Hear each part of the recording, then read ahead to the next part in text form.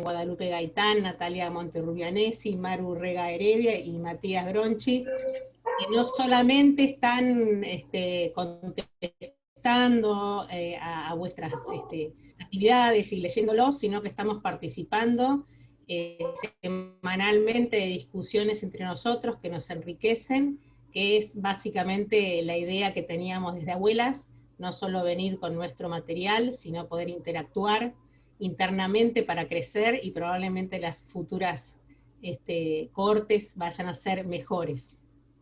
Antes de darle la palabra a Leo, les quiero pedir algunas cosas desde Abuelas, digamos, más allá de agradecerles la participación que han tenido, todas las actividades que han desarrollado son siempre súper ricas para nosotros porque nos devuelven cuáles son las representaciones que todavía hay y que van creciendo y distintas miradas y nuevas ideas.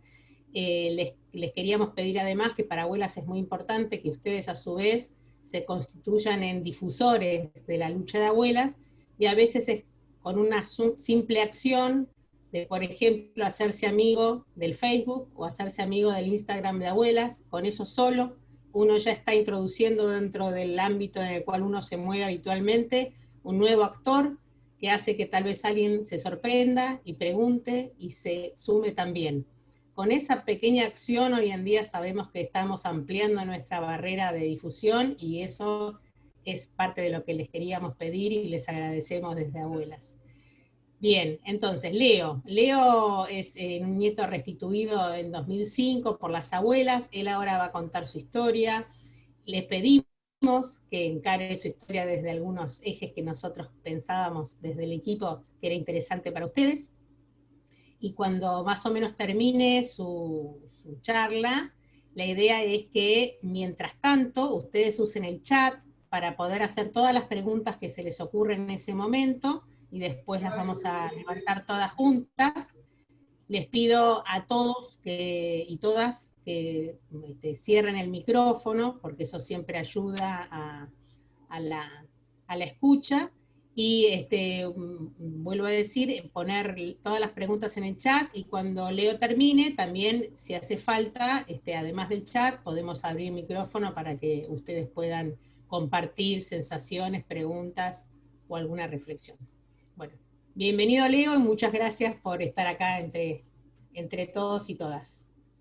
No, bueno, muchas gracias a ustedes por la invitación, en serio, bueno, a Sol, a Rocío y por supuesto a todo el equipo de educación de compañeros y compañeras de abuelas.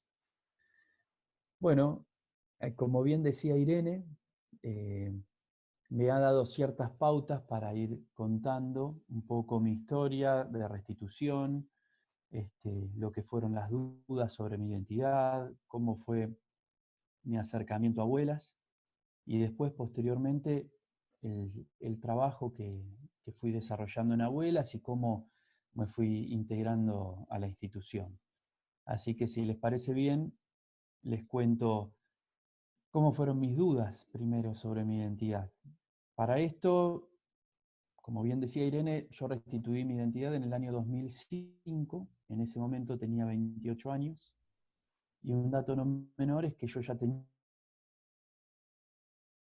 él tenía 8 años, con lo cual yo voy a hablar de mi restitución de identidad, pero también la de Tomás, la de mi primer hijo, porque él también se enteró de la misma historia familiar y, y él también cambió su apellido a partir de conocer su verdadera identidad. Así que esto es algo que remarco porque desde hace unos años a la fecha, muchas de las restituciones que logra Abuelas no solamente restituye la identidad de este nieto o de esta nieta, sino también de una nueva generación que hoy en día, visto desde la perspectiva de las abuelas, son los bisnietos.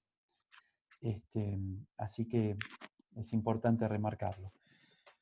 Las dudas sobre la identidad, en líneas generales, yo les voy a hablar de las mías, pero luego de conocer muchos casos, me fui dando cuenta de que hay muchas similitudes, más allá de que todos los casos son diferentes, hay muchas similitudes. En mi caso en particular, mis dudas vienen desde muy chico, venían desde muy chico. Difícil de identificar como dudas. En ese momento, como muchas veces pasa en la infancia, ciertos rasgos de personalidad o de cuestiones que a un chiquito le va pasando se demuestran en juegos.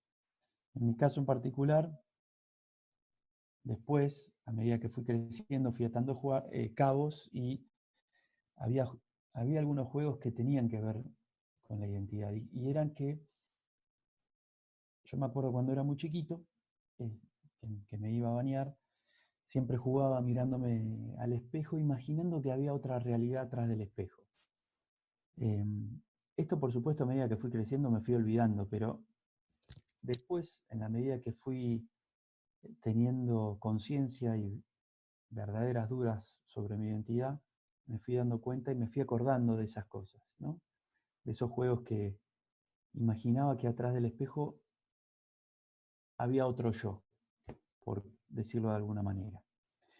Cabe la aclaración que a principios de los años 80 todavía no existían los reality shows, así que no venían mis dudas por ese lado, por las ganas de participar en un reality.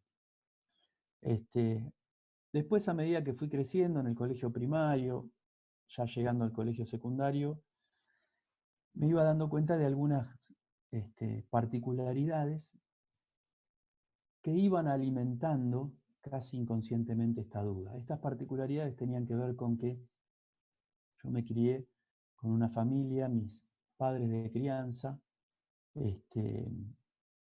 eran gente mayor. Yo me daba cuenta que cuando veía a los papás de mis amigos, de mis compañeritos, en líneas generales eran bastante más jóvenes. Yo me daba cuenta que ahí había una diferencia grande de edad, pero que era nada más que una observación.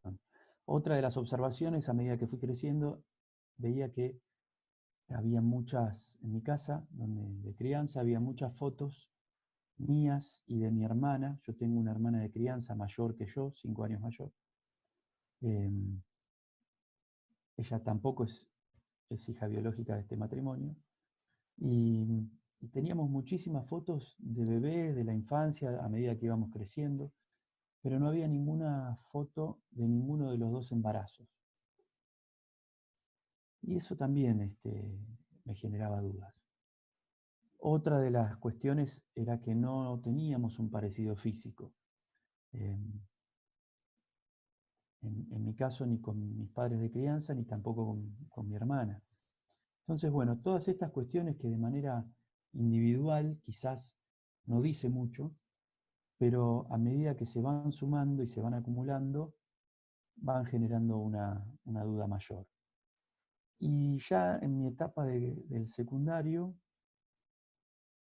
en los últimos años, me fui dando cuenta que había muchas posibilidades de que yo no fuese hijo biológico de esta familia, por todas estas cuestiones. Pero a la vez, me fui formando una idea de que si yo no era hijo biológico de ellos y ellos me habían criado, todo esto sin hablarlo con ellos,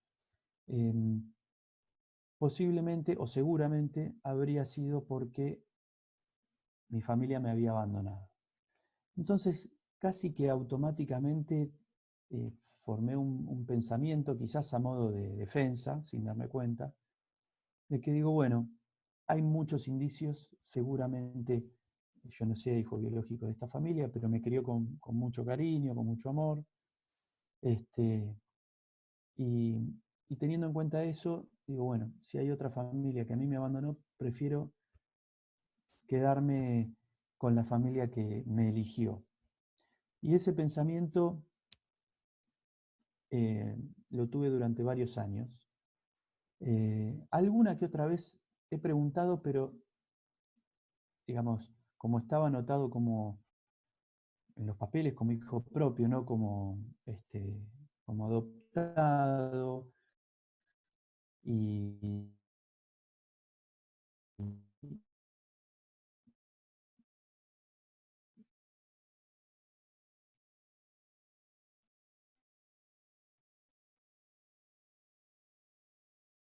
y uno o dos, que fui padre muy joven y como pasa con las maternidades y las paternidades, uno empieza a ver la vida de otra manera. Y en mi caso veía mi propia eh, relación con mi familia de crianza, también la empecé a ver de otra manera. Y esas dudas que en algún momento tenían respuesta automática sobre un posible abandono, empezaron a modificarse. Y empecé a pensar, eh, bueno, ¿qué les habrá pasado? ¿Qué le habrá pasado posiblemente a mi familia para abandonarme, ¿no? Entendiendo y teniendo la experiencia, haciendo mis primeros pasos como padre, digo, te tienen que pasar cosas muy fuertes para abandonar a un hijo. Y ahí empecé a saber, empecé a querer averiguar más. Y también me empecé a dar cuenta que mi historia ya no era solamente mi historia, sino que era la historia que yo a la vez le estaba empezando a trasladar a mi hijo. Así que me empecé a sentir responsable de querer saber para no heredarle esta duda. Así que lo hablé con mi familia de crianza. Ya yo tenía 20 y pico de años, 20, no sé, 26 años por ahí. Me confirmaron la verdad de que yo no era hijo biológico de ellos, de que me habían ido a buscar a la casa de una partera que vivía muy cerca de donde yo me crié, acá en La Plata, eh, y que ellos estaban buscando adoptar de hacía varios años en aquel momento, y que esta partera, como era vecina y atendía en su casa a partos, sabía de esta búsqueda y unos años después se contacta con ellos para informarles que había nacido un bebito en esta casa de partos y que la mamá era una chica muy joven que había venido del interior a estudiar a La Plata y que no quería tener familia y que lo iba a dar en adopción. Así que, abreviando trámites, eh, justamente no se generó una adopción, sino más bien fue una apropiación. Uno cuando habla de adopción, habla siempre de una adopción por todas las vías legales. Cuando eso no sucede, independientemente de la buena voluntad, independientemente de la responsabilidad, eh, si la familia es una familia de civiles, si sabía del origen, si no sabía del origen, o si es una familia que pertenecía a las fuerzas y conocía perfectamente la historia de dónde venía ese bebé, más allá de todas esas circunstancias que por supuesto eh, son muy diferentes una de otra, en definitiva es una apropiación, porque se anota a ese bebé como hijo propio cuando no lo es. Y ahí se borran un montón de huellas para que después esa persona en un futuro pueda buscar. En mi caso, me contaron esta historia de la partera y yo me acerqué hasta la casa de esta partera, queriendo averiguar, digo, bueno, quizás ella tenga los datos de esta familia que me abandonó, y la verdad que yo la quería conocer, este, para conocer la verdad. Bueno, me acerqué a la casa de esta partera y me enteré en ese momento que lamentablemente ya había fallecido algunos años. Así que mi búsqueda se cortaba de raíz, porque al no ser una adopción legal no había registro de absolutamente nada. En ese momento yo estudiaba teatro y en un ejercicio de improvisación había que improvisar 5 minutos en esa clase y a mí se me ocurre improvisar los últimos 5 minutos de mi vida. Y en un ejercicio teatral, bueno, improvisando esos últimos 5 minutos de mi vida, el personaje se lamenta de que, entre otras cosas que le quedaron en el tintero, también le quedó en el tintero no haber resuelto sus dudas sobre su identidad, ¿no? Que llegaba el momento de irse de esta vida y que todavía no sabía quién era. Así que después de ese ejercicio, una compañera, una amiga, me hizo un comentario: mira vos, ¿cómo se te ocurrió tal cosa? Qué bueno, qué sé yo. Y ahí le conté que en realidad era eso que se me había ocurrido, era algo que a mí me estaba sucediendo más allá del personaje, y le conté que había ido hasta a la casa de esta partera y que lamentablemente había fallecido. Así que esta amiga fue en realidad quien me dijo: ¿por qué no vas a averiguar a Abuelas de Plaza de Mayo? Teniendo en cuenta, yo nunca había relacionado mi historia con, con las historias de búsqueda de las abuelas, porque a mí me habían contado esto y yo creía en esto perfectamente, y entonces nunca dudé que yo podía tener otra historia en realidad. Y además porque en aquel entonces las historias de nietos y nietas restituidas por las abuelas que yo conocía eran casos muy emblemáticos, muy conflictivos, que habían salido en los medios de comunicación, sobre todo en la época, en la década del 90, donde eran casos donde las familias en algunas oportunidades habían expuesto a esos chicos en los medios de comunicación casi a modo de rehenes, para que no les saquen la tenencia, ya conociendo su verdadera identidad. Y en esos casos, en líneas generales, eran familias que venían de las fuerzas, militares, policías, y que tenían una responsabilidad directa. Y yo no relacionaba esos casos que yo conocía con mi caso, porque mi familia era una familia de civiles que había celebrado la vuelta de la democracia y que, más allá de no ser militantes, ni mucho menos, pero tenían una mirada, digamos, muy negativa sobre la dictadura. Entonces no veía que, que mi caso podía tener relación con los casos que las abuelas buscaban. De todas maneras, esta amiga, con mucha sabiduría, me dijo: mirá, como estás dentro del rango de búsqueda de las abuelas, acércate, porque ellas te pueden ayudar, te pueden decir dónde continuar la búsqueda, más allá de que vos no puedas venir con esta historia detrás. Así que finalmente me decidí y me acerqué a la filial de Abuelas de Plaza de Mayo, de La Plata. Esto fue en el año 2004, donde me recibieron muy bien, donde no sabía con lo que me podía encontrar, y la verdad que me encontré con un grupo de gente muy cálida, donde me escuchó, donde me informó con detalle de cómo era la búsqueda, de cuáles eran los pasos. Y llevé mi documentación, llevé mi historia, y al cabo de algunos meses me invitan a hacerme una pequeña extracción de sangre para comparar mis datos genéticos con los datos genéticos que están en el Banco Nacional de Datos Genéticos que generaron las abuelas de Plaza de Mayo, donde están todas las muestras de las familias que están buscando. Las abuelas han generado, no quiero desviarme de la línea que me planteó Irene, pero bueno, les comento brevemente que esto es un hito único a nivel mundial, en la creación del Banco Nacional de Datos Genéticos, a partir de la lucha y de la búsqueda de abuelas de Plaza de Mayo. Porque cuando las abuelas iniciaron esta búsqueda, no solamente no existía el banco, sino que no existía la herramienta científica para comparar los datos genéticos de una abuela con un nieto.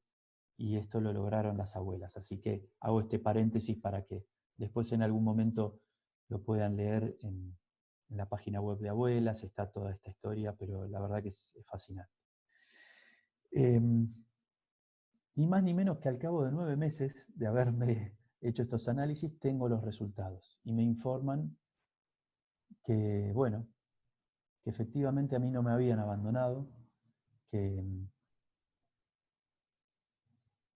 que a mi mamá la habían secuestrado junto a mi papá en Quilmes, que eran muy jóvenes, y mi mamá estaba embarazada de mí de 7 meses, y que nací en un centro clandestino de detención, donde estaban ellos secuestrados, en la ciudad de La Plata, en donde funcionó la comisaría quinta de La Plata.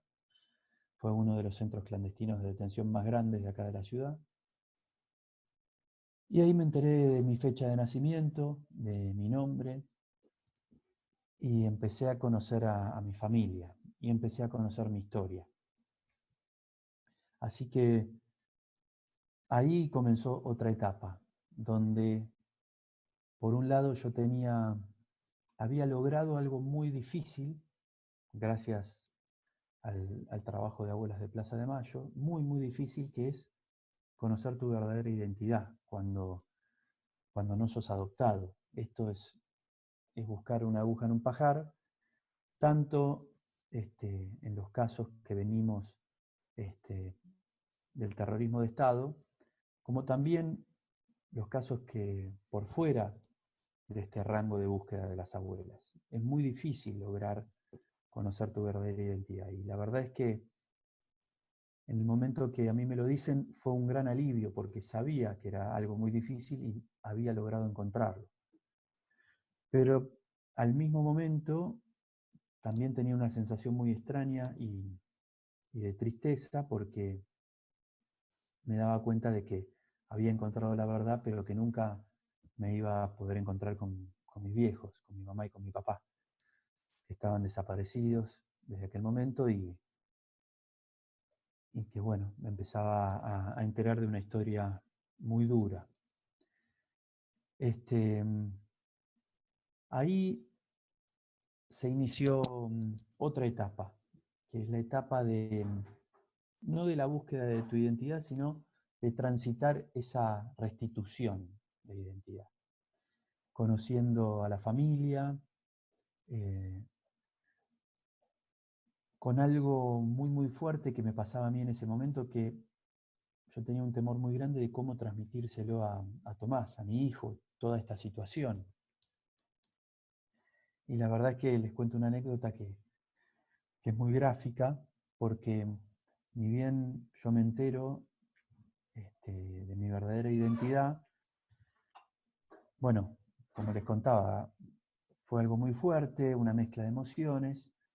Empecé a contactar a mi familia. Yo tengo una tía materna y una tía paterna. Tengo primos que en ese momento, y un tío que siguen viviendo en Venezuela, algunos ya vinieron, pero que ellos lograron sobrevivir porque se fueron exiliados. Y en la medida que los iba conociendo por llamados telefónicos o porque los podía visitar y demás, les estoy hablando de a los poquitos días de conocer la verdad, pensaba en cómo transmitírselo a Tommy, porque por un lado le tenía que contar que estaba conociendo a nuestra familia, que por fin podía saber la verdad de quién era yo, pero por el otro lado le tenía que contar que alguna vez dudé sobre mi identidad, porque él ni siquiera sabía esto.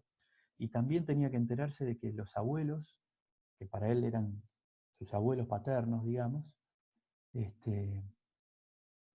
bueno, me habían contado la verdad, pero me la habían contado de grande, y que en realidad eran los abuelos o eran mis padres de crianza, y que había una apropiación y que era todo muy, muy confuso. Así que yo no quería que él sienta que dejaba de tener abuelos, pero por el otro lado no quería dejar de contarle la verdad. Y bueno, un fin de semana, un sábado, le empecé a contar que en algún momento había tenido dudas sobre mi identidad, todo lo que les conté a ustedes recién, como se le puede contar a un chico de 8 años, y que esa misma semana anterior había logrado conocer la verdad, con lo cual para mí era muy importante que mis papás no estaban, que estaban desaparecidos por la última dictadura cívico-militar, pero que estaba el resto de la familia que estaba empezando a conocer y que por supuesto lo quería conocer a él, y que en cierto modo la familia se agrandaba. Esto no venía a cortar un vínculo con toda la familia de primos que él ya tenía por el lado de crianza y demás, sino que venía a ser algo positivo y que la familia se iba a agrandar. Y yo me preguntaba, digo, cómo iba a tomar el tema del cambio de apellido, porque en mi caso yo venía de un proceso de búsqueda, él no, y además era chiquito. Así que se lo deslicé como para que lo sepa. Bueno, le comenté que mi verdadero nombre era Leonardo y que a mí me gustaba mucho. Inclusive era un nombre que yo había pensado para él cuando nos enteramos con la mamá que iba a venir un bebé a la familia. Así que era un nombre muy especial y que ahí le conté que seguramente más adelante, que eso tardaba unos meses, que ahora que sabía mi verdadero nombre y mi verdadero apellido, yo me lo iba a cambiar. Y él se me quedó mirando y me dijo, entonces si vos te cambiás el apellido, yo también lo cambio. Me dijo, bueno, está bueno, Fossati está bueno. Bueno, perfecto. Ahí me alivió mucho. Esto fue un sábado. La cuestión es que el día lunes él va al colegio, vuelve, cuaderno de comunicaciones, la maestra me cita, no me dice por qué. Dije, ¿qué habrá pasado? Voy al colegio y me dice, mira, te llamé porque Tommy el lunes, cuando pasamos lista, pidió directamente que le cambiemos el apellido y que él a partir de ahora se iba a llamar Fossati. Así que queremos saber qué pasó en tu casa que se quiere cambiar el apellido. Así que ya el primer día de clases tuve que ir al colegio a contarle algo que ni me imaginé que iba a ser tan rápido. Eso para mí fue un gran alivio. Y bueno, en resumidas cuentas, ahí les conté un poco el proceso de dudas, de búsqueda y de restitución que vivimos Tomás y yo. Y como les contaba antes, se inició otro proceso, que también es muy parecido a la búsqueda porque es cómo uno va construyendo su identidad a partir de encontrar la verdad. Porque, como ustedes bien saben, uno va construyendo su identidad desde antes de tener conciencia, desde la propia gestación. Y en mi caso yo fui construyendo mi identidad, igual que el resto de los nietos y las nietas que la recuperaron, con su familia de crianza, desconociendo una parte muy importante de su vida, pero uno va generando gustos, historias de vida, experiencia, y eso también forma parte de la identidad. Pero hay algo que falta y es algo fundacional y muy importante y que a mí me tocó conocerlo a los 28 años y que lo empecé a transitar en ese momento. Y hay algo muy importante que, como les decía antes, bueno, no podía conocer a mi mamá y a mi papá, pero empecé a conocer cómo eran ellos a partir de conocer a los compañeros y las compañeras de militancia, a las compañeras y los compañeros de estudio, a mi familia, por supuesto, y también gracias a un trabajo muy específico que se hace en Abuelas de Plaza de Mayo, que se llama el Archivo Biográfico Familiar. Este archivo tan particular, que nació hace unos cuantos años, ya no me acuerdo, alrededor de 15, Nati, no sé si se acuerdan las chicas o Irene. 98. Guada, 98. El 98, o sea Mucho que más, mucho más más. que 20. Sí. Más que 20. La verdad que fue una idea increíble, para variar, ¿no? De las abuelas y de los equipos de trabajo de abuelas, que es ni más ni menos que una serie de entrevistas a las familias que buscan, a los compañeros y compañeras de militancia, de vida, de esas madres y de esos padres que ya no están, para que cuando se restituye la identidad de algún nuevo nieto o nieta, se puedan conocer todas esas historias. Porque como ustedes saben, lamentablemente, en muchos casos, por supuesto, el tiempo pasa y muchas veces sucede que en nuevas restituciones, este nuevo nieto o nieta lamentablemente no puede conocer a su abuela que tanto lo buscó, o a su abuelo, o a sus tíos, o a alguno de esos compañeros de militancia. Entonces, en estas entrevistas están esos relatos. Y la verdad que son relatos maravillosos, porque en muchos casos tienen que ver con relatos de lo que estas familias o estos compañeros y compañeras se imaginan de ese nieto. Le cuentan a este nieto o a esta nieta cómo eran sus padres, cuáles eran sus gustos, cuáles eran esos rasgos de personalidad, o la familia cuenta cómo eran sus padres de chico, contados en primera persona, y no solamente de manera escrita, sino que están las voces de cada una de estas personas. Imagínense lo importante que es para nosotros poder escuchar la voz de una abuela o de un abuelo cuando uno restituye su identidad y lamentablemente tampoco lo pudo conocer. Pero tener esa voz contándole a uno de cómo era su mamá o cómo era su papá. Así que la verdad que son verdaderos tesoros. Este archivo biográfico familiar es un verdadero tesoro para cada uno de los nietos y nietas que restituyen su identidad. Así que quería hacer mención especial en este punto porque es algo muy, muy importante y muy característico que han generado las abuelas de Plaza de Mayo. Después, otro de los puntos que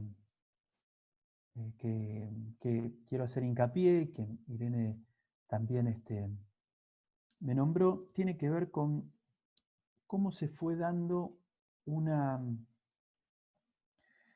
relevamiento generacional en la institución, ¿no?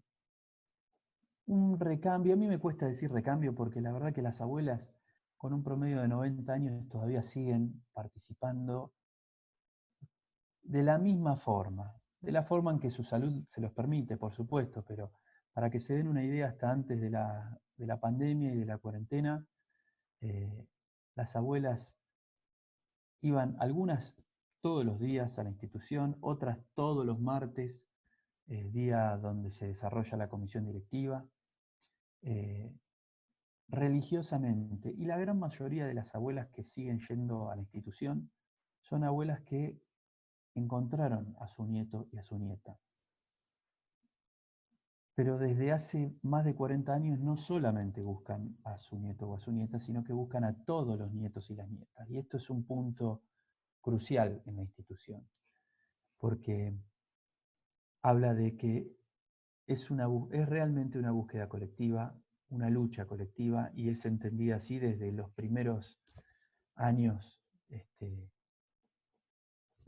mismo en la propia, mientras transcurría esta última dictadura cívico-militar. Siempre las abuelas lo entendieron así. Y esto es algo maravilloso. Y esto es algo que nos inculcaron a todos nosotros. Esto es algo que yo lo entiendo así también. Y de hecho, me fui acercando a la institución, primero porque me sentía muy cómodo y muy entendido, muy comprendido en esta situación tan rara que es restituir tu identidad. Así que yo seguí yendo a la filial de Abuelas de La Plata porque además quedaba a la vuelta de mi trabajo en ese momento. Me escapaba muchas veces de mi trabajo para ir a charlar a abuelas, a preguntar cosas, a conocer más cosas, a ver en qué podía dar una mano, en qué podía colaborar. en la medida que fue pasando el tiempo, me costaba ir a trabajar a mi trabajo porque, por supuesto que tenía un sentido porque tenía que ganar plata y mantener a mi familia, pero desde una situación personal yo tenía la necesidad de estar cada vez más cerca de la institución.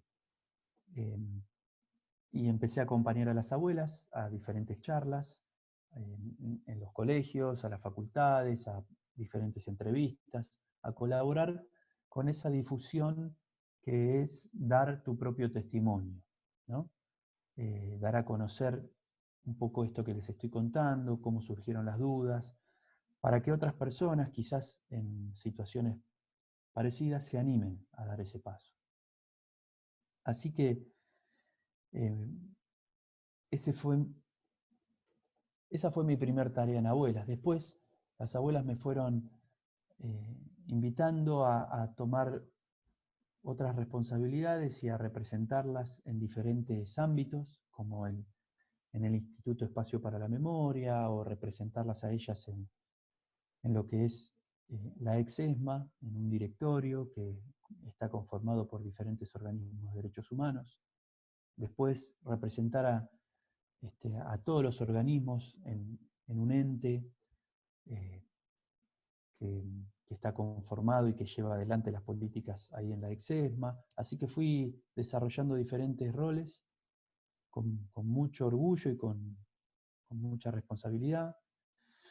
Y después vino una etapa, todo se fue dando en el mismo momento, ¿no? Con la vuelta de los juicios de lesa humanidad, previamente, digamos, cuando Néstor asume, se dio la derogación de las leyes de impunidad, y ahí comenzaron a resurgir los juicios a los responsables, a los genocidas de todos estos crímenes y a los responsables de todos estos centros clandestinos de detención. Ahí se desarrolló un juicio en el año 2011 en La Plata, que se llamó Circuito Camps, donde se llevaron a la justicia 28 centros clandestinos de detención y a todos sus responsables. Y dentro de estos centros clandestinos de detención estaba este lugar que les comenté antes, donde yo nací y donde estuvieron secuestrados mi mamá y mi papá.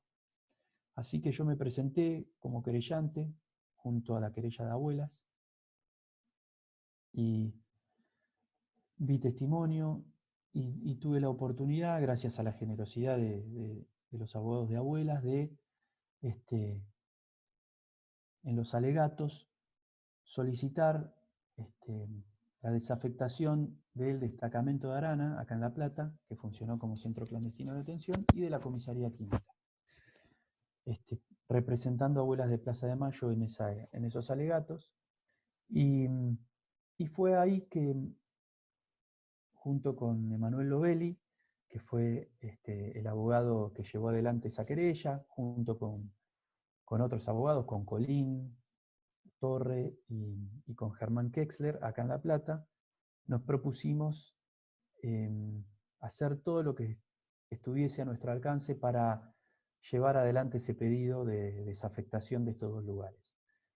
En la sentencia, un año después, en diciembre del 2012, el tribunal de este juicio insta al Poder Ejecutivo de la provincia de Buenos Aires a la desafectación de estos dos lugares. Así que ahí con la autorización de abuelas empezamos a presentarnos en diferentes instancias del Poder Ejecutivo de la provincia solicitando esta desafectación.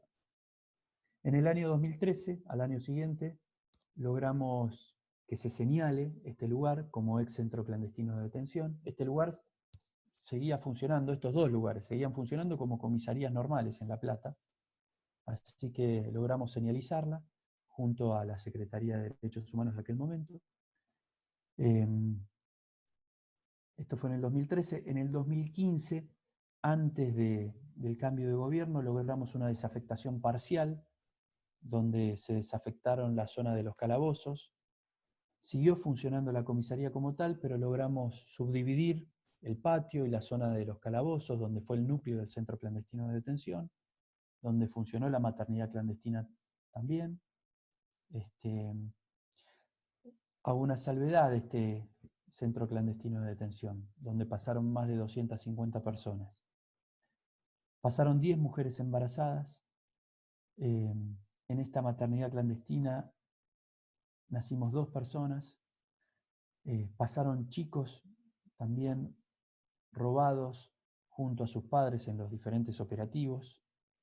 Y tenemos, dentro de este horror y de este dolor, tenemos también la alegría y el orgullo de decir que las abuelas restituyeron la identidad de todos los chicos que pasaron por ahí y de los 2 nacimientos que se dieron ahí. Tanto Sabino Abdala como el caso de Eugenia Caracoche, como el caso de Ana Libertad, que es Barati de la Cuadra, como mi caso, a todos nos robaron la identidad y todos fuimos restituidos en nuestra identidad gracias a la tarea de abuelas. Hay otro caso de otro nacimiento, que es el de Adriana Calvo, la mamá, y Teresa Laborde, la hija, que no se dio en la comisaría, sino se dio en el traslado desde la comisaría Quinta hasta el Pozo de Banfield. El traslado desde un centro clandestino a otro, en el patrullero nació Teresa, y por suerte a ella no le robaron la identidad. Cuando liberaron a la madre, fue liberada ella también. Así que esta desafectación parcial se dio en el 2015, y luego en el 2018 logramos la desafectación total. Y a partir de ahí mudamos la filial de Abuelas de Plaza de Mayo a este nuevo espacio.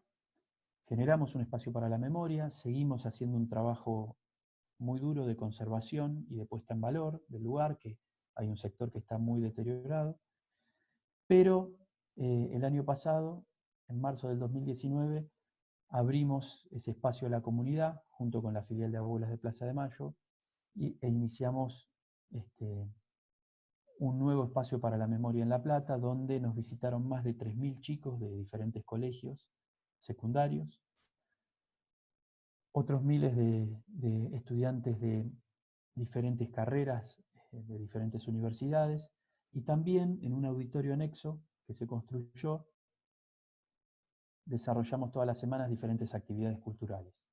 Así que invitamos e interpelamos a todos los visitantes contando la historia del lugar, contando la historia de cada una de las personas que estuvieron ahí, no solamente el cautiverio, sino la historia de vida y de militancia, y por supuesto que contamos la historia de las abuelas de Plaza de Mayo. Así que para nosotros es verdaderamente un logro y es algo nuevo que nació hace apenas un año y que ahora, por supuesto, con esta cuarentena nos adaptamos en todas las actividades, pero que pretendemos que sea un faro verdaderamente de la ciudad, un faro de la memoria, un faro de estas banderas de lucha de los organismos de derechos humanos, de memoria, de verdad y de justicia. Así que, como bien decía Irene al comienzo, también los invitamos a conocernos desde las redes sociales,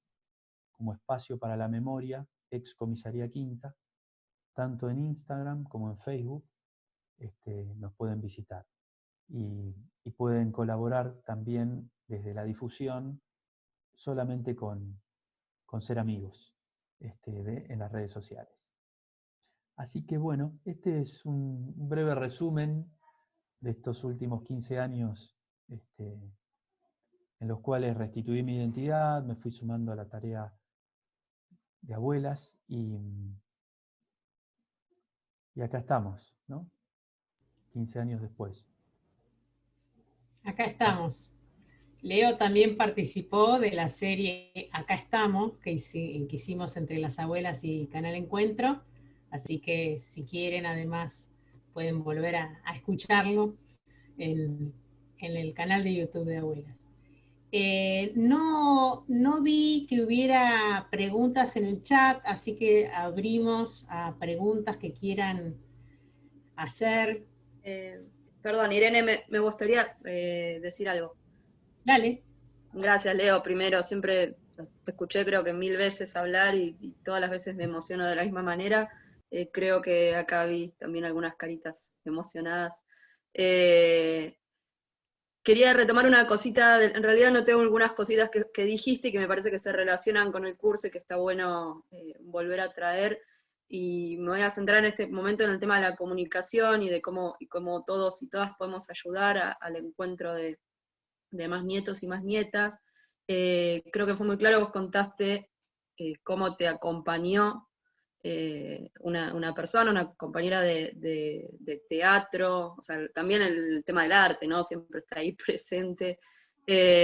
Cómo te acompañó y quiero como resaltar, volver a decir lo importante que es que podamos estar atentos, atentas a cualquier dato, a cualquier posibilidad de acompañar a alguien que tenga dudas. Hay como a veces algunos prejuicios, algunas ideas de que se le puede estar haciendo daño a una persona con dudas sobre su identidad. El tema de los entornos civiles incluso, que nada, hay gente que sabe que un chico llegó, que vino, y hay muchos silencios alrededor de eso.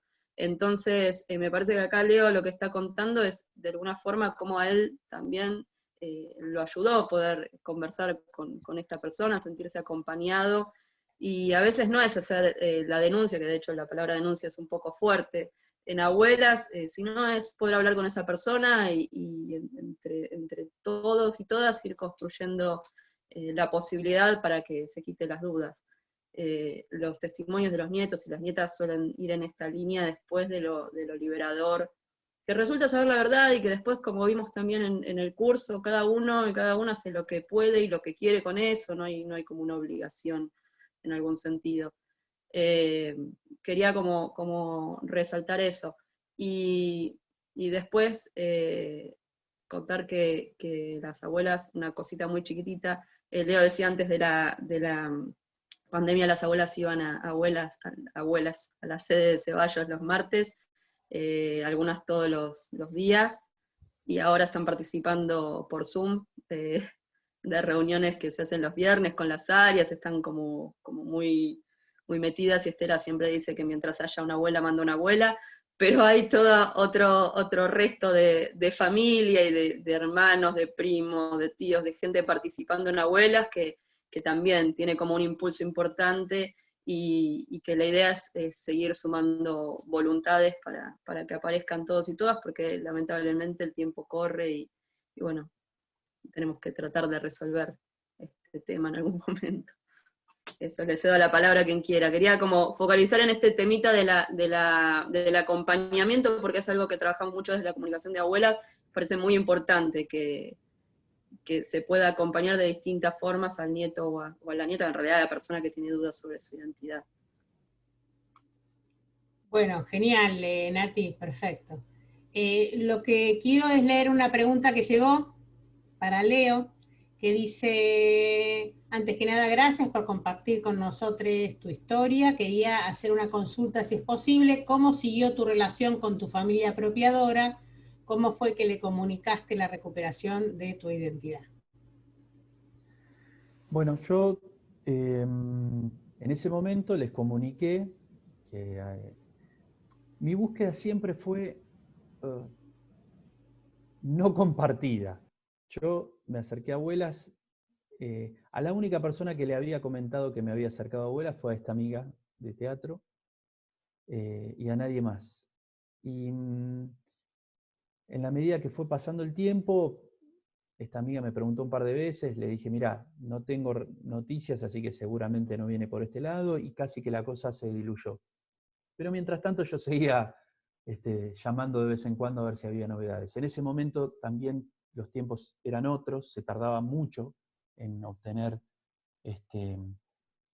los resultados de ADN, y además había una rama de mi familia que todavía no se había analizado, entonces eso atrasó aún más. Pero ¿por qué les cuento esto? Porque yo no le había contado a mi familia de crianza que había ido a abuelas tampoco. Así que cuando les conté que me había enterado de esta verdad, se quedaron muy sorprendidos. muy dolidos también, porque ellos se sintieron engañados de los que les habían contado.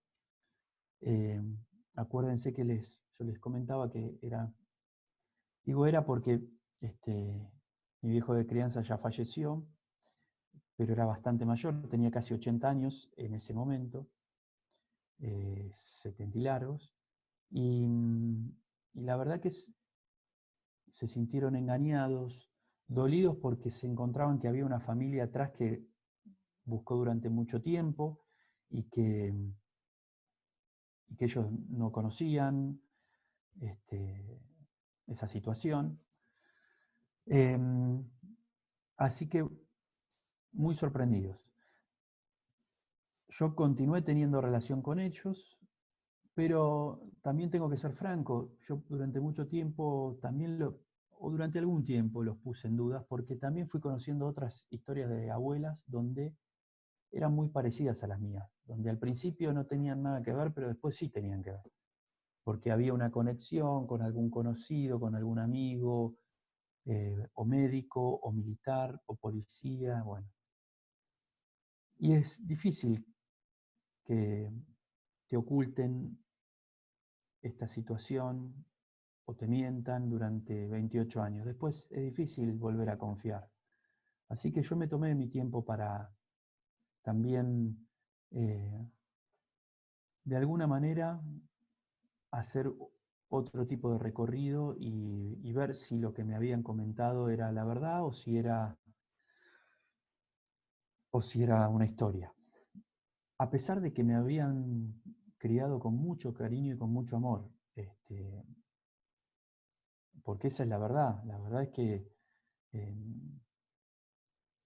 que tanto a mi hermana como a mí, digamos, si como en toda crianza uno puede cometer errores, quizás el mayor error de ellos siempre fue darnos de más o sobreprotegernos. De ningún modo nunca nos hemos sentido ni desamparados ni criados con cierta distancia por no ser hijos biológicos de ellos, ni muchísimo menos. Pero bueno, como pasa en todas las historias familiares, pasan cosas. Y en mi caso, bueno, yo me tomé también mi tiempo para corroborar todo lo que me dijeron. Ellos se presentaron a la justicia, contaron todo esto, el juez entendió que esto era real y por ende no continuó con la causa. Y yo volví a tener una relación con ellos inclusive más sana, porque estaba basada en la verdad. Así que hoy en día yo con mi mamá de crianza sigo teniendo relación y, no dejo, por supuesto, de reconocer todos esos años de crianza y de afecto que tuve. Para mí es mi mamá de crianza. Y por otro lado está mi mamá, que la sigo buscando, sigo queriendo saber, sigo queriendo encontrar sus restos y sigo queriendo sostener su memoria bien alto, igual que la de mi papá, igual que la de todos los compañeros y las compañeras. Por eso hoy en día estoy a cargo de este espacio para la memoria, a cargo de la coordinación, porque creo que es la manera de que sigan estando, ¿no? De que no queden en el olvido. Así que, bueno, creo que respondí un poco tu pregunta.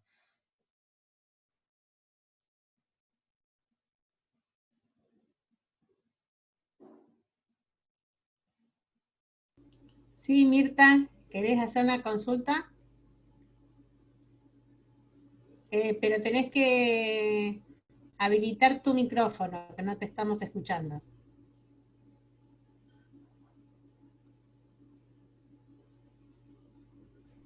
Ahí está. Ahí. Bueno, yo vi yo vi, creo que en Acá Estamos, en la serie Acá Estamos, no me acuerdo cuál, vi un reportaje tuyo, Leo, y leí algunas historias. Y en ese reportaje decías que si el terrorismo de Estado los había privado a ustedes de su familia, era el Estado el que tenía que devolverlos, ¿no es cierto? Y no ustedes los que tenían que hacer el esfuerzo de eh, enjuiciarlos, por ejemplo, a los padres o algún otro hecho. Y como hace muy poquito, desgraciadamente, murió un hijo, estuve leyendo el reportaje que se hizo en Página 12, o parte de un reportaje que se le hizo, donde él contaba que su apropiador, Galo, o Gallo, lo iba a perseguir. Eso fue en 2001, ¿no es cierto? Que él recuperó su identidad. 2010. 2010. 2010, perdón. Hablando Sí. de Francisco Era Madariaga. el nieto 101 y era en 2010, Exacto. ¿no? Bueno, yo quería que, si podés desarrollar algo sobre esa cuestión, Leo, y si pensás que eso, digamos, esa presunta amenaza, no sé si era una amenaza real que él tenía de parte de su padre de crianza, o era miedo, pánico, influyó, digamos, en su estado de salud, en, bueno, la mala sangre, digamos, que puede ser el tema de la diabetes con la que él estaba luchando. ¿Qué pensás de eso, Leo? Sí, el caso que nombra Mirta es el caso de Francisco Madariaga Quintela, que efectivamente fue apropiado por Gallo. Gallo era un integrante de las fuerzas, ahora no me acuerdo qué rango tenía. Pero Inteligencia de Batallón 601, si no me ahí está. equivoco. Sí. Exactamente. Él fue el responsable de la apropiación de Francisco, del operativo donde lo roban.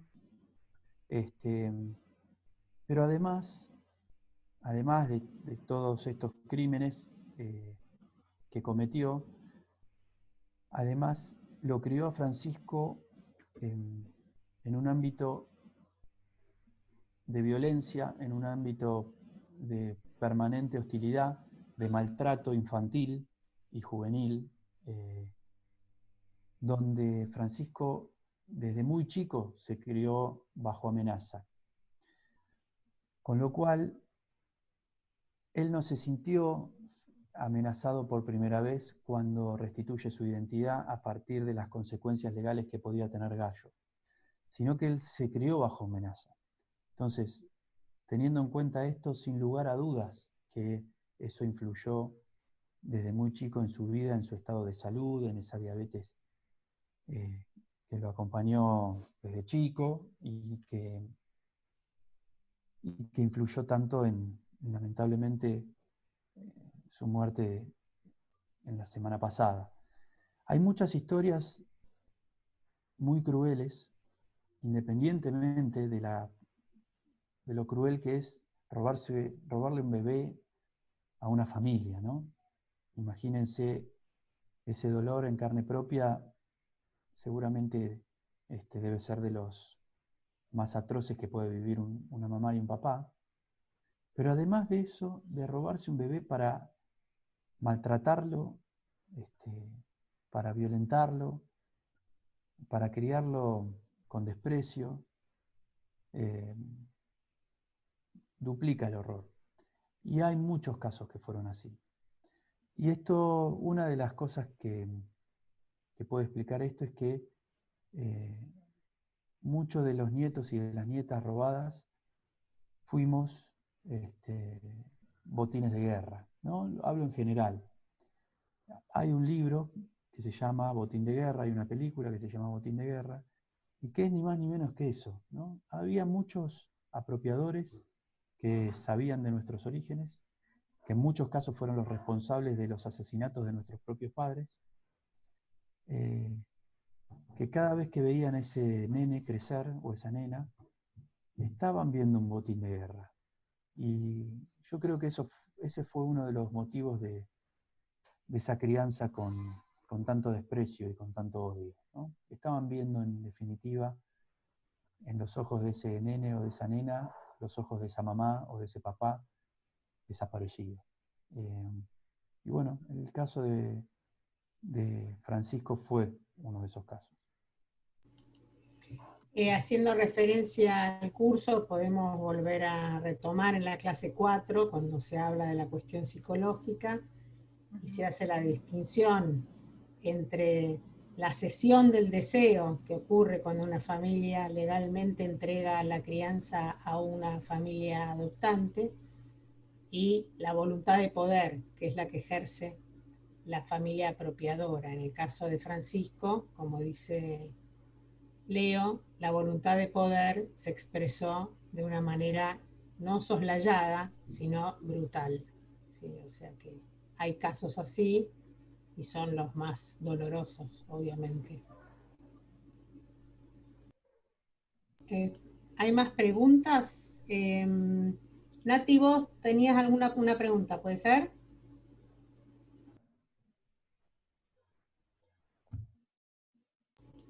¿O querés que la haga yo? Nati se le... No, porque... no, igual hay más preguntas en el chat. Okay. Si querés avanzar con eso, yo lo único que igual lo acabas de decir vos, pero de alguna manera era resaltar esto, ¿no? Vimos otros testimonios durante el curso, el de Cata, el de Vicky Montenegro, y como contar eso, lo que ya venimos diciendo, como cada historia es particular y tiene sus ingredientes especiales. La de Francisco también es diferente. Bueno, hay un montón de historias y de familias diversas también del otro lado. Es como lo único de cada testimonio. Pero hay un montón de preguntas por ahí. A ver, ¿las tenés identificadas? Acá tengo una Bueno, dale, Sol. pregunta. Graciela Valle Suárez, que se quedó con lo fundante del nombre. Ahora se me escucha con eco, pero ahí lo mejor.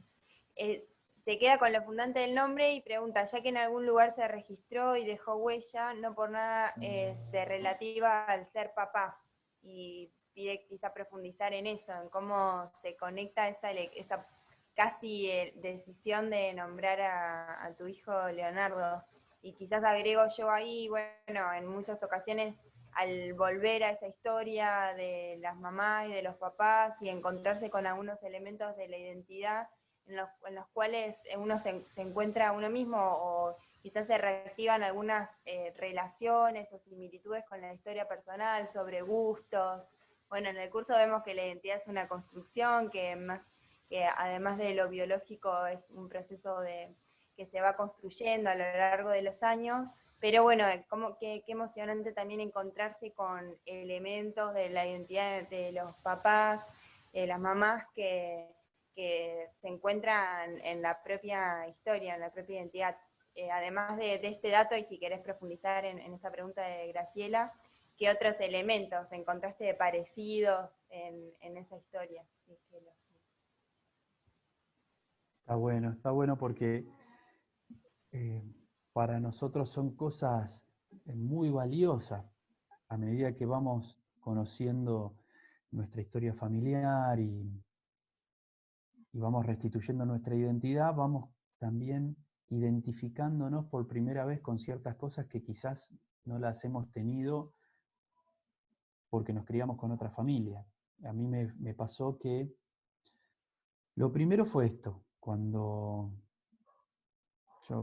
a mí me avisa el juez que tenía la causa de la desaparición de mis viejos, me enteré por él, y cuando me dice tu verdadero nombre es Leonardo, lo primero que me vino a la mente fue esta anécdota que les contaba antes, medio por arriba, cuando la mamá de mi primer hijo quedó embarazada, en las diferentes ecografías no se vio el sexo, y en las últimas que podíamos saber decidimos no saberlo. Así que llegamos al momento del parto sin saber si era nena o varón. Así que teníamos elegido nombre de nena y nombre de varón. Y en esa elección, que quizás a muchos les ha pasado, uno va descartando nombres, y nosotros llegamos a una semifinal donde había 2 nombres de nena y 2 nombres de varón. Yo había elegido un nombre de varón y uno de nena, y la mamá lo mismo. Así que llegamos a esa instancia, y a los 2 nos gustaban esos 4 nombres, nos gustaban mucho.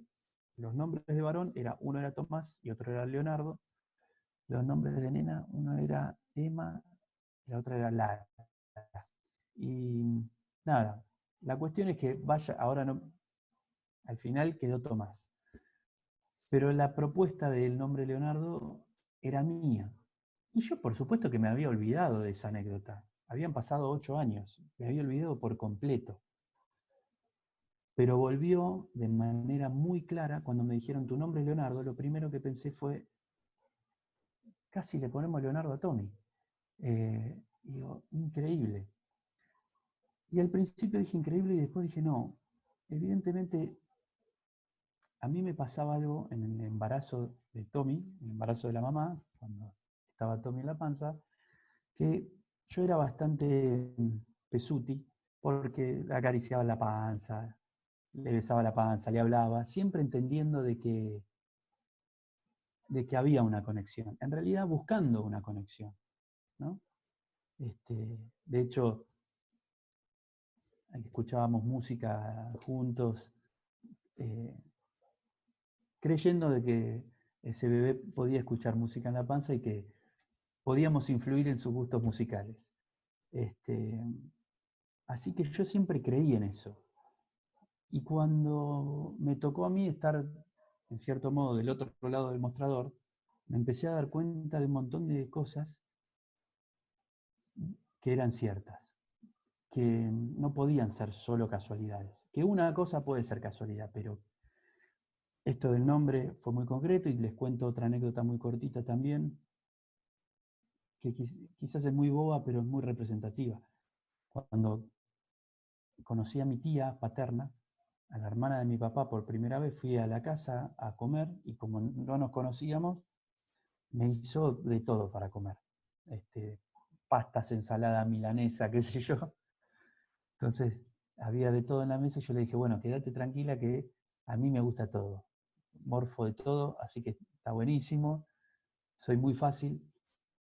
Digo, lo único que no me gusta, digo, no sé muy bien por qué, es la remolacha. Y se quedó petrificada, ahí se le piantó un lagrimón, y me contó que la primera vez que mi papá llevó a mi mamá a comer a su casa, a la casa de la familia de mi papá, ella estaba, y mi abuela hizo de comer de todo porque estaba conociendo a la novia de su hijo, ¿no? Y que mi mamá, se acordaba, mi tía, que mi mamá le había dicho que de las pocas cosas que no le gustaban era la remolacha. Así que la verdad que a mí se me puso la piel de gallina en ese momento, y dije, evidentemente este camino de conocer la verdad va a estar lleno de estas cosas, que además era verme parecido a mi tía, verme parecido a mis primos, que también eran cuestiones que me pasaban por primera vez. Así que les puedo asegurar que está lleno de estas cosas.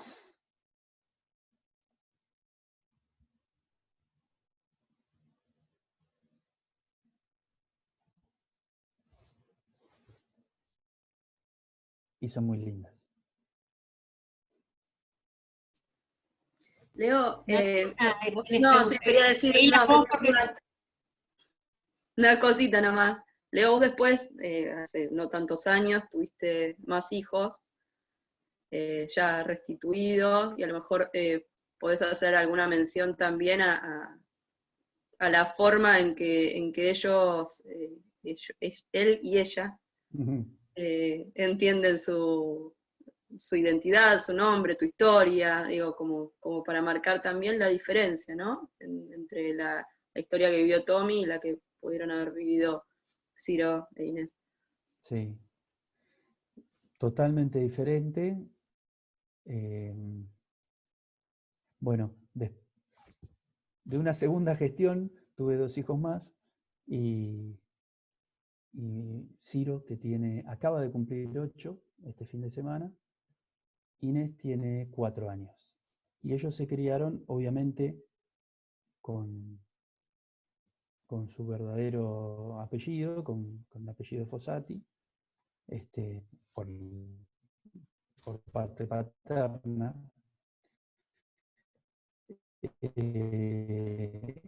Y, y también la historia familiar, con una gran ventaja.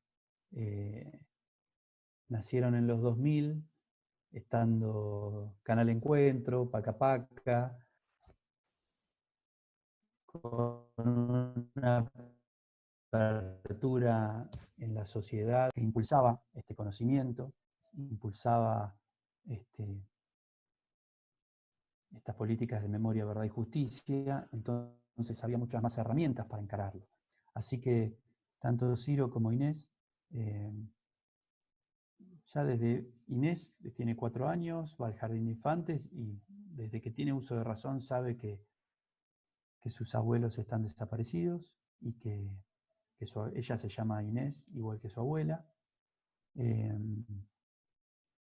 y que yo trabajo con las abuelas de Plaza de Mayo, conoce a las abuelas de Plaza de Mayo, cada vez que las ve le dicen abuela Estela, abuela Buscarita, lo tienen totalmente incorporado, y la verdad que está buenísimo, porque mientras más chicos son, adquieren esta historia de manera más natural. Y ellos van preguntando en la medida que tienen la necesidad de saber algo más. Así que participan y han marchado con nosotros en diferentes marchas acá en La Plata, en Capital. Han participado en muchas actividades de abuelas. Así que para ellos es algo absolutamente natural reivindicar a sus abuelos y reivindicar su historia, la lucha de las abuelas de Plaza de Mayo, y saben que su historia particular es una historia colectiva del país entero. Así que lo tienen muy, muy asumido, digamos.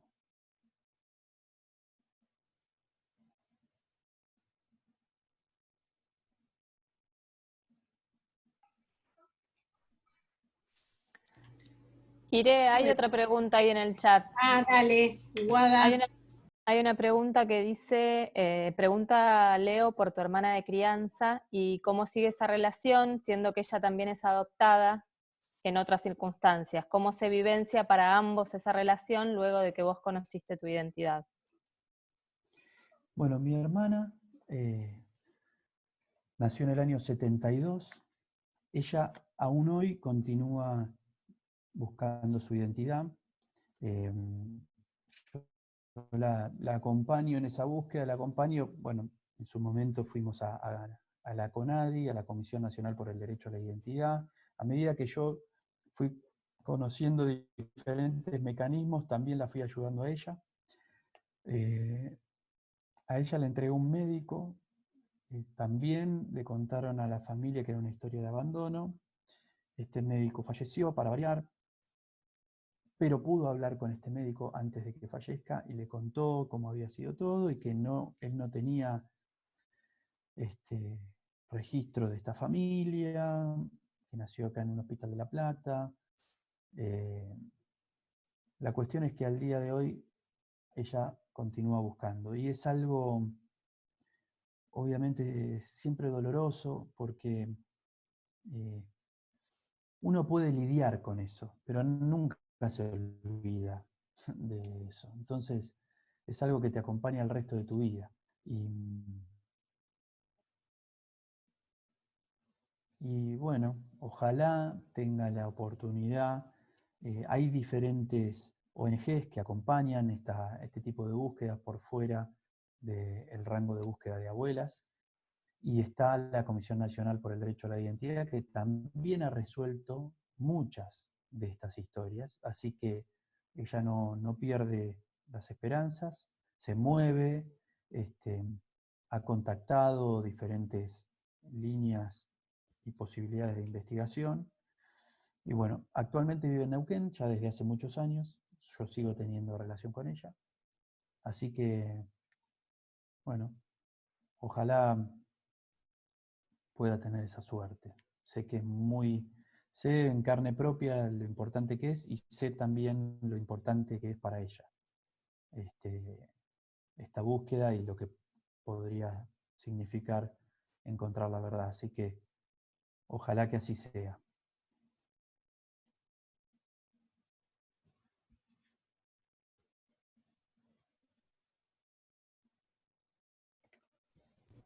Hay otra pregunta, Irene, no sé si... Dale, no, yo ya me perdí en el chat. Okay. Igual con respecto a esto que decías, Leo, quería contar una cosita, ¿no? De la importancia también para los que están fuera del rango de búsqueda de abuelas, que es de 1975 a 1980, que son los casos que están incluidos en el banco, las familias que están incluidas en el Banco Nacional de Datos Genéticos.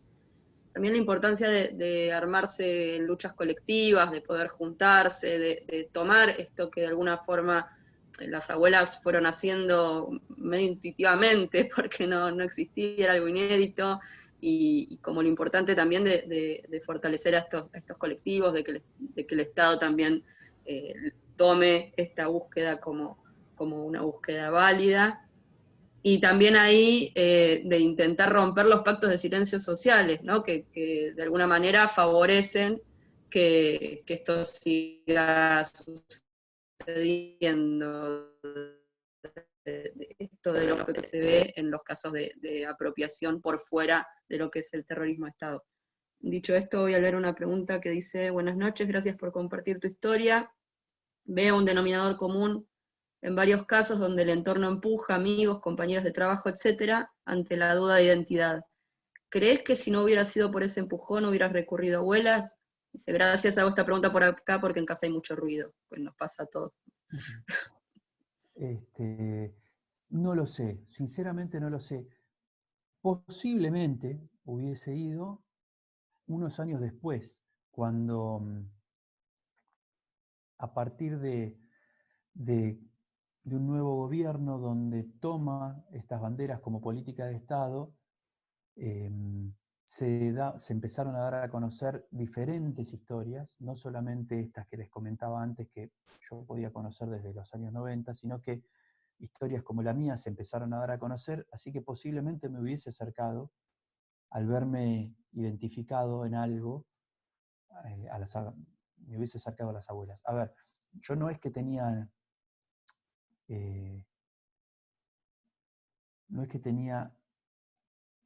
pudor en algún sentido de acercarme a las abuelas.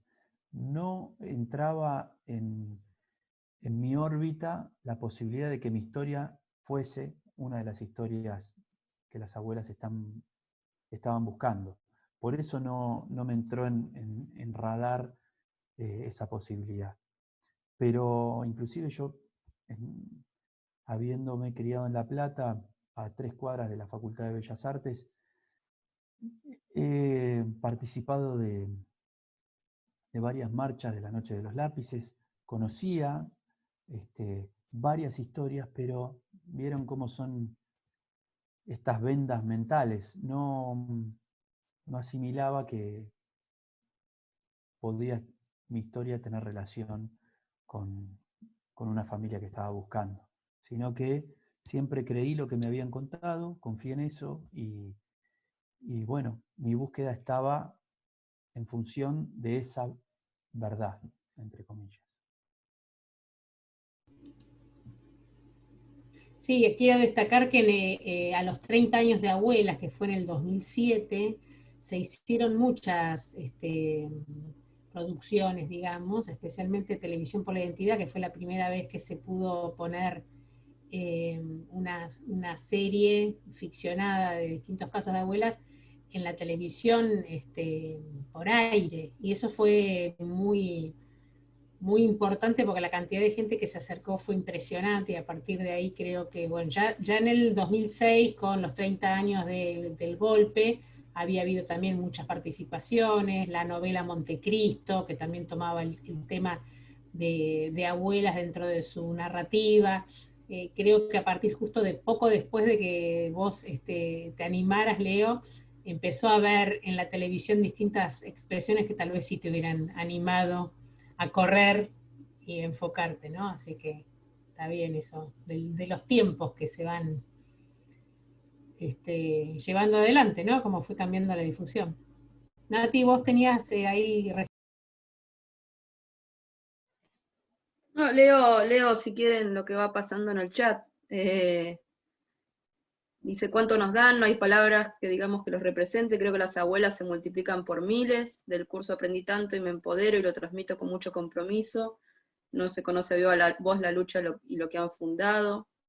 Otro comentario dice, realmente gracias Leonardo por compartir todo esto con nosotros y nosotros, y eternas gracias a las abuelas por absolutamente todo. Y hay una pregunta, dice, ¿qué pensás de aquellos que no quieren buscar su identidad? ¿Serán sus hijos los que lo hagan? Muy posiblemente. Te digo que nosotros dentro de abuelas hay muchas experiencias de las más diversas y quizás arriesgo una conclusión. En el fondo, nadie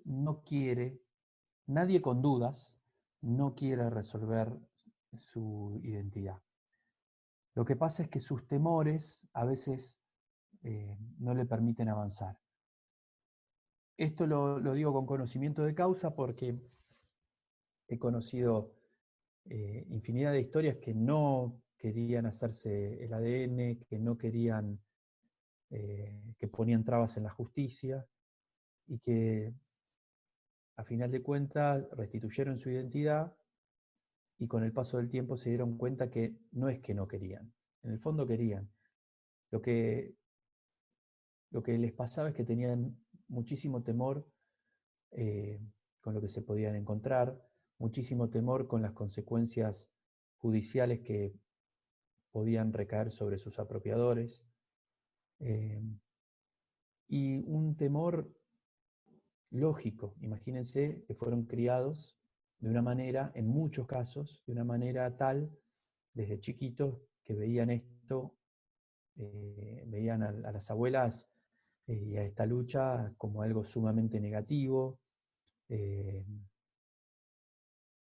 las veían como mentirosas, como resentidas, como vengativas, y años y años de criarse con esa mirada y con esa bajada de línea, bueno, no es fácil desandar eso, ¿no? Así que muchas veces esas trabas no tenían que ver con sus propias ganas, tenían que ver con todo esto. Y si vos me preguntás, los que hoy no quieren saber si más adelante van a ser sus propios hijos quienes van a impulsar este acercamiento, muy posiblemente. De hecho, ya ha pasado en alguno de estos últimos casos. Fue el hijo de una de las mamás que tenían dudas, el que más insistió. Así que sí, yo creo que sí. Inclusive a punto tal de que cuando estos chicos, que en algunos casos son, poniendo el ejemplo de mis hijos, que una tiene 4 y el otro tiene 23, depende de en qué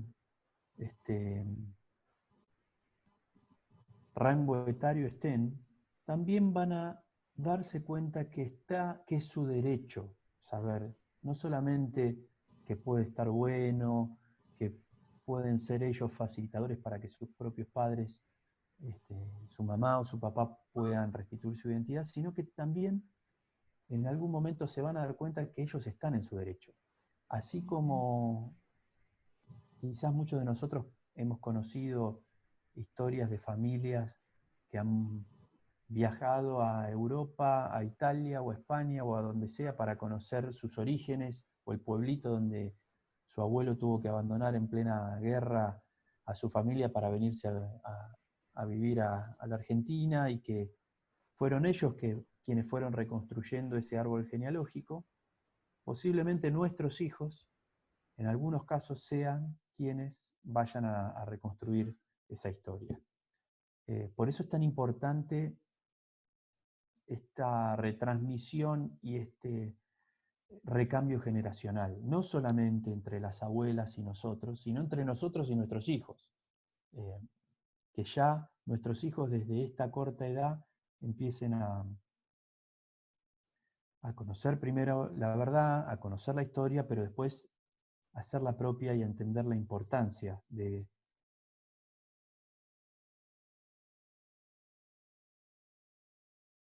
criarse con la verdad. Y puede contar, quizás ya lo vieron en el curso, con Nati, con Irene o con Guada, les han contado diferentes acciones estratégicas de difusión encaradas para esta nueva generación. Hay dos preguntas más. Una me parece, la voy a decir primero, es muy concreta. Preguntan si se ha identificado algún nieto hasta el momento que al momento de restituirlo fuera miembro de las Fuerzas Armadas, teniendo en cuenta el mandato familiar de sus apropiadores. Dice, imagino una resistencia distinta más allá de lo particular de cada historia. Bueno, puede ser el caso de Claudia Domínguez Castro, que es una nieta que fue restituida en 2008, 2010, 2002, no, más. 2015. 2015. Ponele 2015, sí, ya estoy viejita. En Mendoza, ella es profesora de educación física y en realidad estuvo trabajando durante muchísimos años como profesora de educación física en la escuela de policía de la ciudad de Mendoza. Pero justo muy poco antes de que se la encontrara, porque ella no se presentó espontáneamente, sino que fue la justicia la que la contactó, muy poco tiempo antes ella había renunciado a ese trabajo y estaba buscando trabajar en educación, digamos, como profesora en escuelas. Y ella lo que cuenta en realidad es lo que le pasó es que no pudo conservar ninguna de las amistades que ella tenía cuando ella era profesora de entrada de la policía, porque hubo como una reacción a no comprender su situación. O sea, es medio complicado, porque no tiene solamente que ver cuando uno restituye su identidad como adulto, ya no es solamente la propia familia, sino también muchas veces las amistades que uno hizo durante toda su vida, tal vez no pueden tolerar esta nueva situación y los nuevos planteamientos y reflexiones que hace el propio nieto o nieta restituida frente a lo que le pasó, ¿no? En este caso es el que se me acaba de ocurrir. Sí, está no puntualmente en las fuerzas policiales o militares, pero me acuerdo también el caso de Ezequiel Rochestein-Tauro, que estaba trabajando ni más ni menos que en inteligencia cuando restituyó su identidad. Que estaba muy reticente, de hecho venía dilatando un juicio. Para que se den una idea, Ezequiel empezó a estudiar ciencias económicas, y cuando por intermedio de la justicia se lo empezó a interpelar para restituir su identidad, porque estaban siendo investigados sus apropiadores, dejó la carrera y empezó a estudiar Derecho para adquirir herramientas para defenderse de lo que él veía en ese momento como un ataque. Bueno, hoy en día no solamente Ezequiel restituyó su identidad, y está feliz con eso, sino que colabora con las abuelas de Plaza de Mayo y tiene un trabajo en el Estado donde colabora con las restituciones también y con la búsqueda de justicia en casos de lesa humanidad. Así que fíjense, podemos hablar con conocimiento de causa que en líneas generales esa resistencia que les ha pasado a muchos tiene que ver con cómo fue criado y con los temores que esa crianza fue gestando. Pero cuando logran liberarse de eso, se dan cambios maravillosos. Bueno, Victoria Montenegro también es una de ellas, donde despotricaba abuelas y decía que era un nido de comunistas, y hoy es una reconocida luchadora por los derechos humanos, es legisladora y lleva adelante una tarea enorme al respecto. Así que bueno, hoy nos reímos de todo eso. Justo, Leo, hay una pregunta acá también que Mónica dice si hay más historias como la de Victoria, que justamente es el video que todos los alumnos y alumnas están viendo para hacer el trabajo del curso, y pregunta eso, ya que la historia y su reacción tienen una diferencia marcada con otras historias que se ve que ella ha conocido. Yo quería decir, aclarar que nosotros en la clase 5 tuvimos, que es el que cuenta que para él el hecho de que el juzgado haya ido a hacer un allanamiento fue un alivio. Él dijo, me sacaron una mochila encima, ¿no? Él fue el que batalló durante casi, no sé si fueron 8 o 9 años judicialmente para poder evitarlo, hasta que finalmente, bueno, después de la ley que nosotros llamamos como ADN en el 2009, ya no había opción a negarse, ¿sí? Así que Ezequiel, del que acaba de contar Leo, es el mismo que nosotros tenemos en testimonio en la clase 5. Con respecto a Victoria, sí, hay un sinnúmero de casos similares, entre comillas, al de Victoria. Digo similares porque ningún caso es igual a otro, pero me parece que lo que tiene de distinto Victoria es la forma en que se relata a sí misma, que eso también tiene que ver con la predisposición que tienen algunos nietos y nietas a dar testimonio, y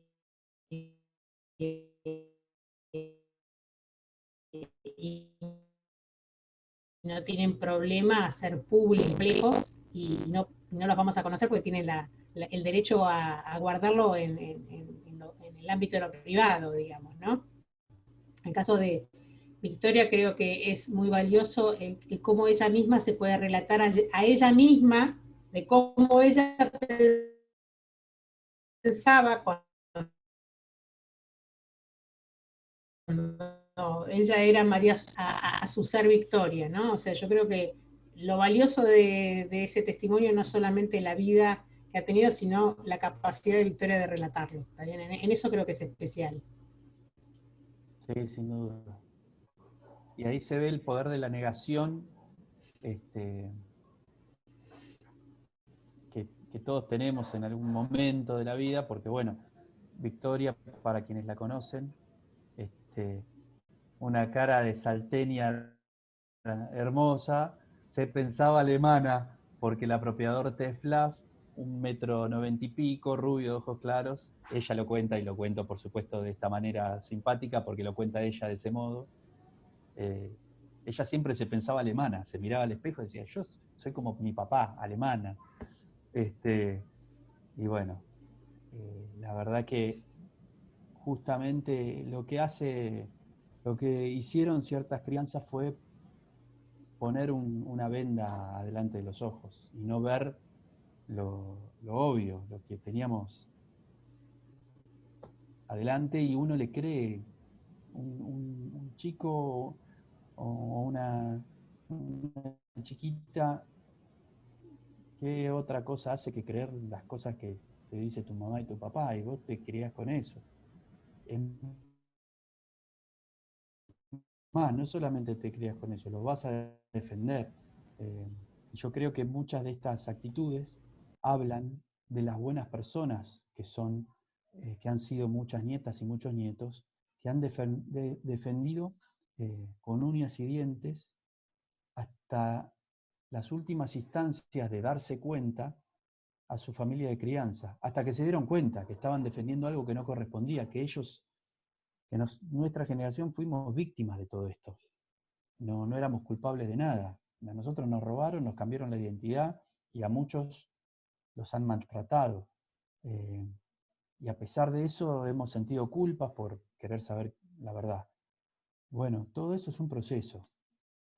Y las abuelas saben respetar esos procesos y también saben que el tiempo pasa y que, como comentaba Irene antes, a partir de una ley en el 2009, si esa persona no quiere brindar de manera voluntaria su muestra de ADN de sangre o un pelo para que sea comparada, la justicia se lo puede solicitar porque esa muestra da cuenta de un crimen de lesa humanidad y esa muestra permite resolver un crimen de lesa humanidad. No es algo caprichoso. Así que bueno, quería hacer hincapié también en ese tema.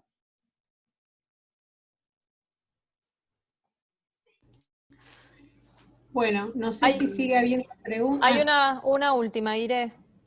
Bueno, Dice, dale, entonces, perdón, escuchamos sí. esa y después ya vamos cerrando porque se va haciendo tarde y tampoco queremos que estén todos con la comida quemándose. Bueno, la intervención es de Enzo y dice, el otro día leía que en España se iba a avanzar con una ley de memoria democrática para penalizar y sancionar la apología de la dictadura. Me gustaría saber, Leonardo, tu opinión o punto de vista sobre legislaciones de este tipo y por qué en Argentina aún no se avanzó con una ley así. Y si ves posible que en un futuro cercano se trate algo por el estilo en nuestro país que no está exento de discursos negacionistas, lamentablemente. Sí, hay un proyecto que casualmente interviene abuelas también, entre otros organismos de derechos humanos, pero hay un proyecto impulsado por las abuelas que toca este tema, que, si mal no recuerdo, iba a ser tratado en marzo de este año y bueno, todo tuvo que adaptarse a estas nuevas circunstancias. Particularmente, creo que es algo importantísimo. Argentina fue vanguardia en un montón de temas relacionados a los derechos humanos, en la creación de los juicios inmediatamente después que cayó la dictadura, por supuesto con avances y retrocesos, con tribunales ordinarios, posteriormente a las leyes de impunidad se han llevado a cabo muchísimos juicios. Creo que esto falta una ley donde penalice la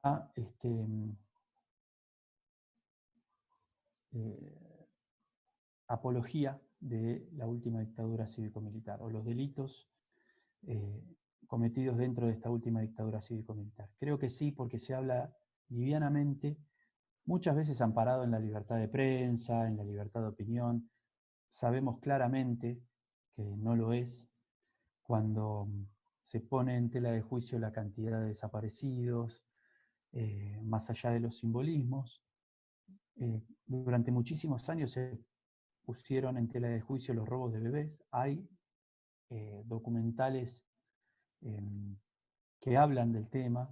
Hay un documental muy bueno que se llama ¿Quién soy yo?, que se los recomiendo, que hay historias, que hay filmaciones de los años 80 y 90 donde muestran a Estela dando clases en diferentes facultades y cómo los alumnos se expresaban libremente poniendo en tela de juicio un montón de cosas y cómo la sociedad fue cambiando. Bueno, creo que estamos en una etapa de nuestra historia donde ya es tiempo de que haya penas que se pueda llevar a juicio a estos negacionistas que muchas veces se disfrazan y dicen, bueno, esta es mi opinión, pero bueno, y sabemos que no es una opinión inocente, sabemos,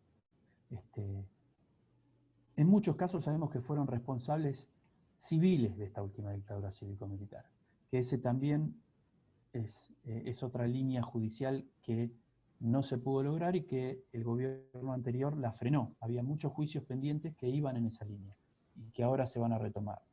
Así que a tu pregunta, sí, yo creo que es algo con lo cual no podés opinar sin que haya consecuencias. Así como en Alemania no se puede opinar del nazismo, se puede opinar perfectamente, pero no se puede hacer apología del nazismo. Acá lo mismo con esta última dictadura cívico-militar. Hay muchas familias que sufrieron muchísimo, en carne propia, desapariciones, violaciones, robo de bebés, y no es justo que pongan a esos crímenes y a ese dolor en tela de juicio.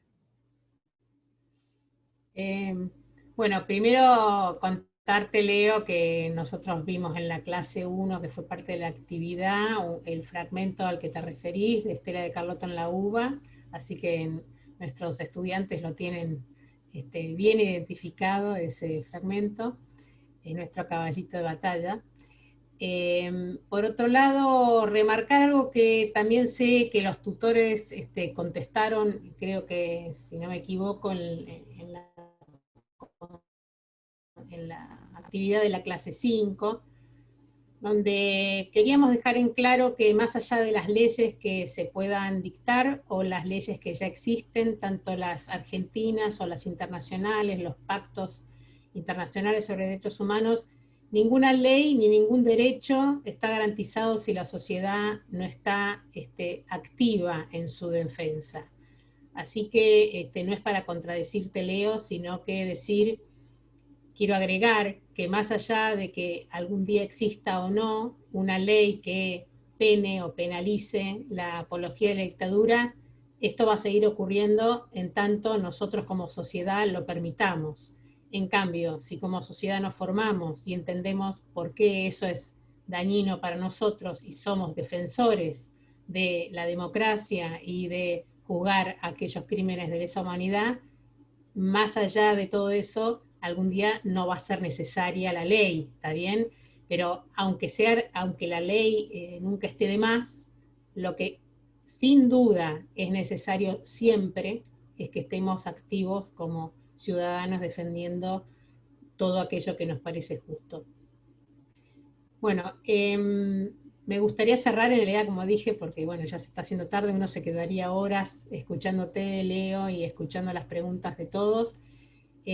A mí personalmente me alegra que hayan entrado la cantidad de gente que entró y no se fue nadie, con lo cual quiere decir que hoy te recibís de conductor o de payaso, no sé, parece que fuiste lo suficientemente entretenido. No, eso es un chiste interno, porque además Leo es parte de la dupla de conductores de los aniversarios de Abuelas. Abuelas va a cumplir ahora el 22 de octubre, 43 años. Nosotros siempre hacemos varias acciones, esténse atentos, porque va a haber acciones en Instagram, en Facebook, va a haber nuevamente en Twitter, vamos a tener también el concurso ya tradicional de Twitter, Relatos por la Identidad. Lo digo por todos aquellos que quieran seguir conectados con Abuelas en acciones que no son solamente ver testimonios, a veces hay acciones muy pequeñas que uno puede hacer para colaborar y para difundir, así que los invito. Y bueno, agradecer nuevamente el compromiso de todas estas semanas, de habernos leído, habernos escuchado, haber participado, hablado por escrito, porque no se podía escucharles la voz, pero bueno, ahora se les puede dar la cara. En nombre de Abuelas, agradecer este compromiso y saber que esto va a volver a ocurrir, ¿está bien? O sea, la idea es volver a hacer más adelante otras cohortes, así que los invitamos a que alienten a otros y a otras a que hagan este curso, que para nosotros es muy importante. Así que bueno, Sol, no sé si querés agregar algo más.